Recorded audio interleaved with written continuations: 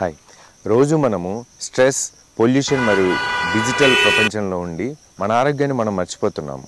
So ఈరోజు మీ అందరి కోసము ఒక హెల్త్ సీక్రెట్ చెప్పబోతున్నాను. ఇది వెరీ సైంటిఫిక్ అనమాట. సో దీన్ని మనము ఫారెస్ట్ బాతింగ్ అంటాము, లేదు దీన్ని జపనీస్ లాంగ్వేజ్లో మనము షిన్రిన్ యోకు అని అంటాము. సో జపనీస్ వారు 1980 నుంచి ఈ పద్ధతిని స్టార్ట్ చేశారు. సో దీంట్లో ఏముంటుందంటే మనము రెగ్యులర్గా అంటే ప్రతిరోజు కూడా ప్రకృతిలో మనం నడుస్తూ అంటే చెట్ల మధ్య నడుస్తూ వాటి గాలిని పీలుస్తూ పక్షుల స్వరాలను వింటూ ఉంటాం. అంతేకాకుండా చాలా నిశ్శబ్దంగా మరియు ప్రశాంతంగా వాకింగ్ అనేది చేస్తూ ఉంటాం అన్నమాట. దీన్నే షిన్రిన్ యోకు అంటాము.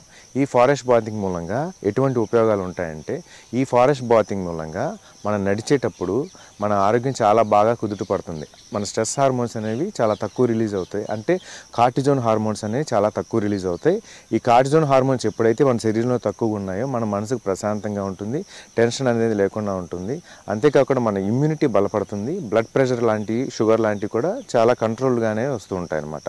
సో ఈ ఫారెస్ట్ బాతింగ్ మూలంగా మనకి ఎటువంటి ఉపయోగాలు ఉన్నాయి ఇప్పుడు విన్నారు కదా. అంతేకాకుండా మీరందరూ కూడా ప్రతిరోజు కూడా ప్రకృతిలో మమేకమై ప్రకృతిలో నడుస్తూ ఉండండి.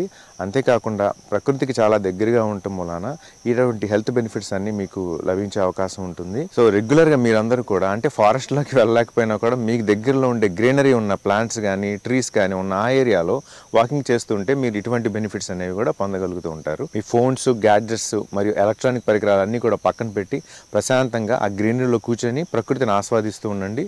హెల్త్ బెనిఫిట్స్ అనేవి పొందుతూ ఉండండి. ఒక డాక్టర్గా కాదు, ఒక మిత్రుడిగా చెప్తున్నాను. మీ అందరికీ కూడా ప్రకృతికి చాలా దగ్గరగా ఉండి మంచి ఆరోగ్యాన్ని పొందండి. ఇటువంటి హెల్త్ రిలేటెడ్ వీడియోస్ కోసం ఫాలో అవుతూ ఉండండి.